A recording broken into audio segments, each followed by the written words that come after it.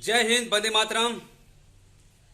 भैया देखा टीओडी लागू भयल तो हम कहते टीओडी पहले भोजपुरी पे लागू करा।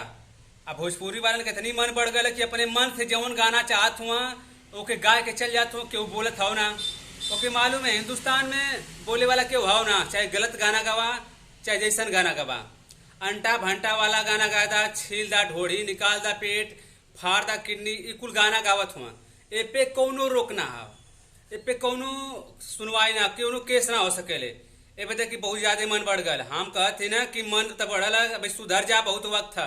ऐसा ऐसा गाना हम सुनत है, वीडियो आ जाला भैया का करबा तू लेके लेके आवा देखा ना तो कन पापा ये कौन गाना है, ये कैसन कपड़ा पहन ले आ पापा, ये कैसन लगत है, ये कहा यार ये देश साथे बहुत बढ़िया गलत होता।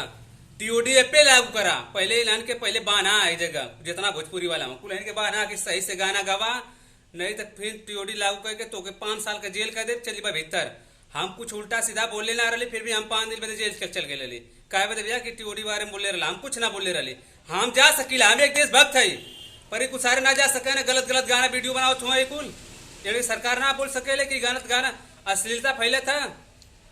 90% 80% बलात्कार खाली भोजपुरी गाना से होता है। सब सुनत था, विचार होता है ऐसा ना।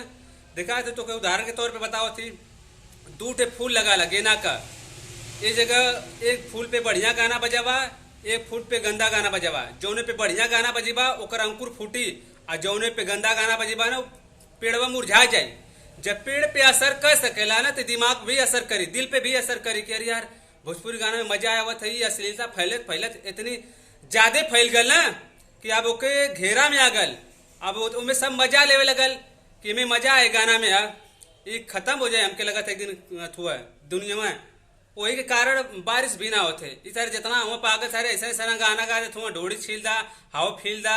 सार भाई अगली बार वीडियो बनोले रही ना, ये लगा था वीडियो वायरल होत ना है, एक वायरल करा आप पहुंचावा हर भोजपुरी वाले के पास कि आप शेर जागत था। अब टीओडी लागू वहां भले आर्मी में ना, अब तो लोग का सदमा लग जीवा, तो लोग कभी दुनिया खत्म हो। हमके मालूम है बता कि भोजपुरी बहुत गलत चीज हो गई। एक खत्म करा गाना के, सही गाना गवा, नहीं तो काटे इतनी कटारना कि तो समझ में आ जाए। मनोज तिवारी गाना गाओ तो एको अश्लीलता ना फैलल, भरत शर्मा गाना गई ना एको अश्लीलता ना फैलल।